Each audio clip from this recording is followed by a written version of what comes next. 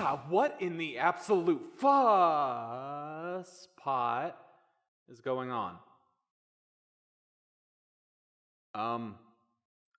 Hello? This is Net Positive Corporation, right? Y'all said during the interview my transportation would be covered? Yeah. But was the bag necessary? I signed the NDA. Ugh. What was that thing made of?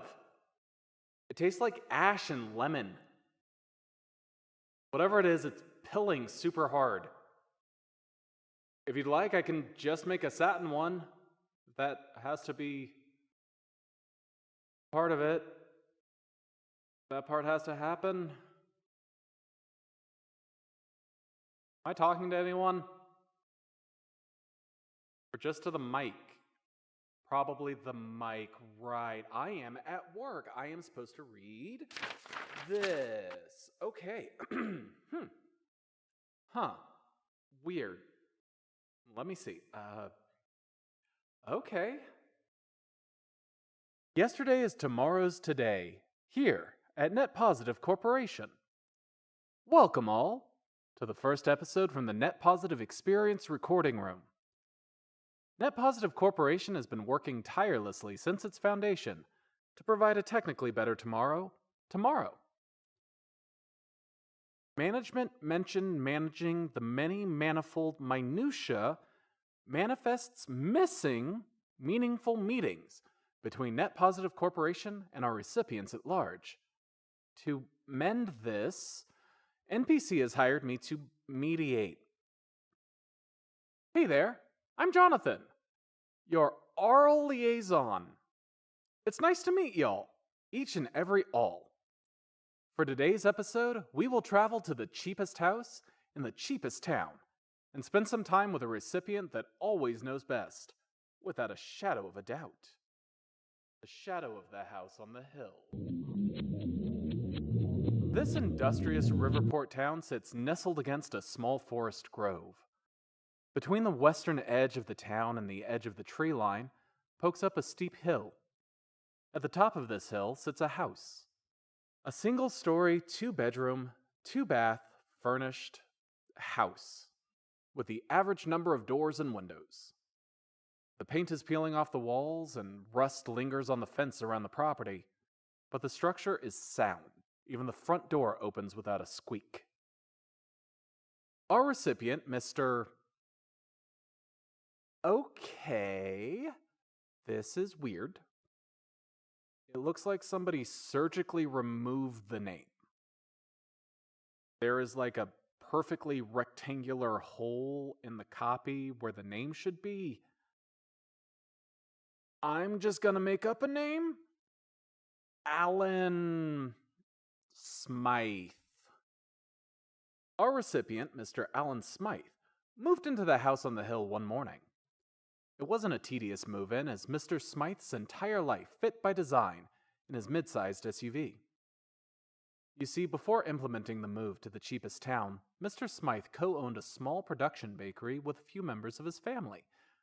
That sadly did not work out. Once he understood his previous business would not survive, he initiated his backup plan, which appeared to be pack all of his necessary living essentials into his vehicle and purchase the cheapest house in the cheapest town. Mr. Smythe began unpacking as the sun crested the horizon. The treks up and down the hill ended up taking less time than Mr. Smythe had allotted for, giving him pause as he went over the mental checklist he had been memorizing for years. The same list his cousin had teased him about. The same cousin that laughed at Mr. Smythe when he had suggested replacing the register with a more efficient bucket system. A list that he had indeed completed. He just thought it should have been more.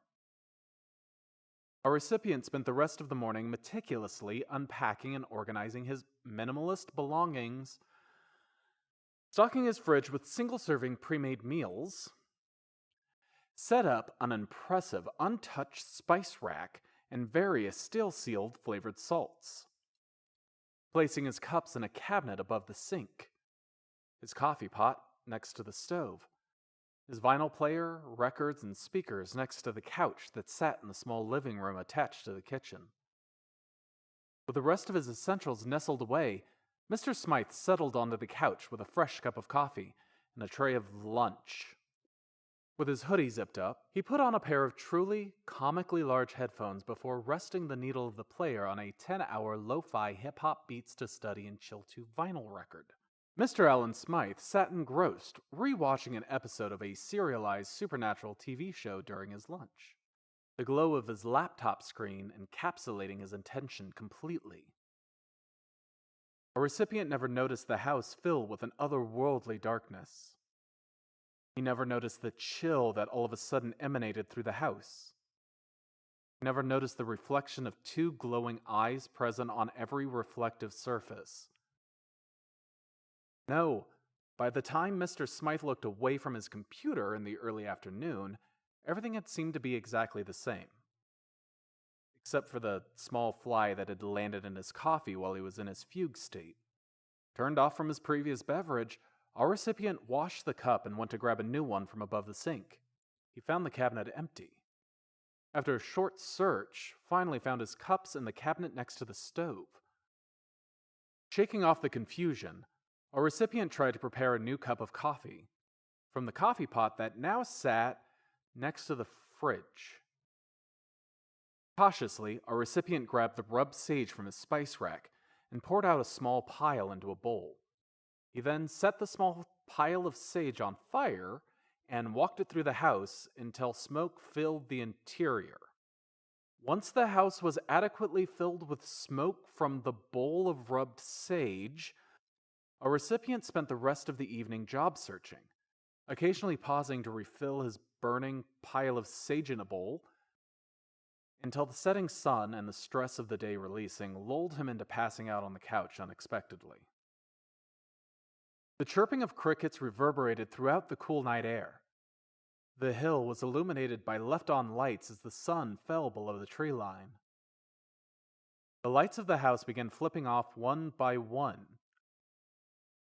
The windows in each darkened room slid open silently, one after the other, until eventually the only light that came from the house emanated from the laptop, precariously balanced on Mr. Smythe's unconscious lap.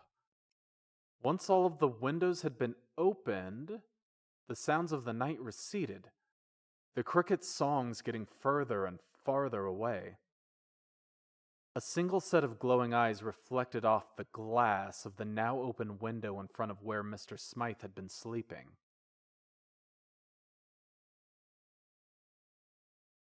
The sensation of falling woke Mr. Smythe the next morning, with the rising sun. He could not tell if it was the new house or waking up on a couch he had not planned on sleeping on, but he had felt disoriented and on edge from the moment his eyes had shot open. Shaking off the weird feelings of the night, he began getting ready for the day. While he checked through his email, he found that a local cereal company had responded with an interview request for later that day. One reserved fist pump later, he began getting ready with a shower and general self-care before he made himself some breakfast.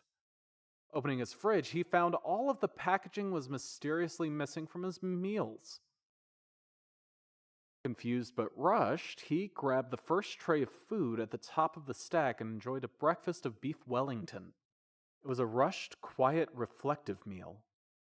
The thought of his aunt commenting on the irony of working at a bakery and not being able to cook stung now more than ever. As a last-ditch effort, a recipient grabbed the applewood-flavored salt from his spice rack and threw it onto the ground. Starting from the back of the house, he covered the entirety of his floor with salt before heading into town for his job interview. Mr. Smythe returned home early in the afternoon with a plastic bag weighing his arm down. The interview had gone well, as best he could tell, and the town's large retail hypermarket is conveniently located along the way. While there had to be a logical explanation for all the weird things happening, a recipient had found and purchased a protection spell from a popular handmade product website and collected the necessary components on his way back.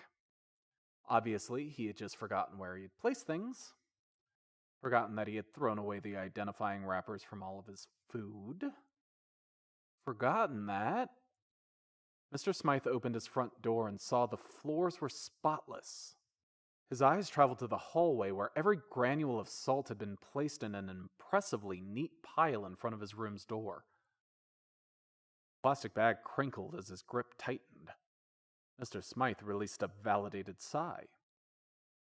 After cleaning up the now unsanitary pile of salt and calculating how much money he had just wasted, Mr. Smythe turned on the record player and laid the needle down on a Songs of Exorcism record, and turned the volume as loud as his speakers could go. After a few hours of making sure the magic circle was perfect according to the steps of the protection spell, he finished lighting the army of candles just as the sun was setting. The flickering of flames danced upon the walls. A recipient then began chanting. A chant that Mr. Smythe was painfully aware came from his sister's favorite serialized supernatural TV show. As the sun fell behind the horizon of the grove, the darkness started to spread through the house. Beginning at the front door, an umbral miasma oozed through the air. Mr. Smythe chanted louder. Soon the darkness had enveloped everything inside of the house except for the little circle of candles and chalk and religious iconography and mustard seeds our recipient had huddled inside of. Mr. Smythe was screaming the chant as loud as he could when the speakers popped. They now produced a low hissing noise. He took a startled breath. The sound from the speaker grew louder until the hissing felt like the only noise in the house. His chest raised and fell with unheard breaths that stung his newly sore throat. Mr. Smythe raised his head to take in his surroundings for a moment. He saw only an inky void beyond the halo of light before all of the candles went out simultaneously. Mr. Smythe was alone in a darkness that slowly crept toward him. Mr. Smythe's quickened, painful breaths being his only proof that any of this was real. He mustered up what little energy he had and coughed out, "What do you want?" The hissing from the speakers warbled. Darkness pulled back a step.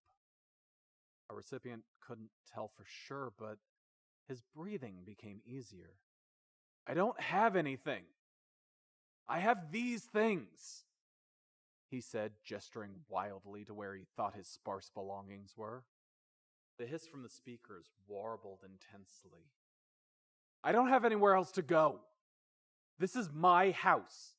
I live here. You need to leave." The air electrified. The darkness rushed towards Alan. Over the speakers, the hissing warbled morphed into words. "I was here first." The speakers fell silent with a large pop as the inky, opaque shadow receded away from Alan, who stood quiet, taking in the situation fully for the first time. He moved into a haunted house. He had moved into a house someone else lived in. He had, even if unknowingly, disrespected a dib. And to Alan, a dib is a dib is a dib, and dibs are supposed to be respected. The light from his room now glowed through the haze. Confused and defeated, he dragged himself to his room and collapsed on the bed. Alan stared from his bed through his open door, the darkness growing thicker in the hallway until there was only a wall of inky black that stopped just before the threshold of his room. Finally, after the staring became too much, Alan broke the silence. "Where did you come from?" Silence. "Who are you? Why are you here? What do you want?" Questions echoed through the silent hallway. "I can't leave. I don't have anything else. My family messed everything up for me. They didn't. I didn't plan on this not working. This is it. This is all I have. No one told me you were here. Can we just figure something out?" More silence. "Look, I can't go. but I can be better. I didn't know you were here. No one told me. But it looks like you don't want to come into this room. So what if I just close the door until morning, and then we can get this all figured out? Silence. I'm just going to close the door. Good night. Alan closed the door awkwardly and backed away slowly. Looking, listening, smelling, feeling, tasting. If the darkness outside his door gave any indication of displeasure at the arrangement. After what felt like should have been 5 minutes, Alan took a seat on his bed. He took a deep breath, and for the first time since moving in, he felt calm. The bed felt soft as he crawled under his covers. The past few days raced through his mind as he transitioned to sleep. In that moment, it occurred to him that he had managed to find the only house on the market that was reasonably priced because it's haunted. Alan woke the next morning, tired from the long night, but with a feeling of lightness he always associated with being too childish. He made his way into the living room, which had at some point during the night been clean. Everything involved in the spell had been neatly placed in a box next to his speakers, the chalk completely scrubbed from the floors. A copy of Halloween Songs and Sounds That Will Make You Scream, Volume 28, sat in the vinyl player. Alan lowered the needle. The whistle of the wind through a spooky forest overlaid a scratchy, theremin-led orchestra, played through now functioning duct-taped speakers. A recipient spent the rest of the morning at the local retail hyperstore, returning home around lunchtime with bags full of new pots and pans and knives and cutting boards and probably the right ingredients for some dishes he found online. Alan opened the front door into an infinite blackness. Alan closed the door very quickly. "I'll come back later, sorry," he yelled before putting his bags back into the car. He decided to spend the rest of the noon exploring the small forest behind the hill. Beyond the tree line, the vegetation grew thick and lush. In the hour or so he spent exploring the grove, Alan found what turned out to be, after a thorough internet search, wild sage. He gathered up a small bunch to replace what he had wasted. Once back home, Alan unpacked his new kitchen utensils, washing each and every one thoroughly, before he tabbed away from a hummus recipe to press play on a step-by-step recipe video for an herb and butter focaccia. It took hours and one full restart, but once the sun started to set, Alan was able to leave a homemade meal on the counter before retiring to his room for the night. The next morning, the plate was empty. A hill is created when two pieces of earth slam into each other and rise above where they started. We here at NPC hope that cleared up any confusion about what we do and how we do it. If for some reason you do still have questions, please send them to netpositivecorp@gmail.com. We hope you have at least a slightly better day today than yesterday. And if nothing else, we hope you can make your today a little better than yesterday. With kindness, we thank you. How was that take? You want me to do another one? Should I have slated? Is this a ABC kind of thing? Should I try one with an accent? Any notes? Did I do a good job? Yeah.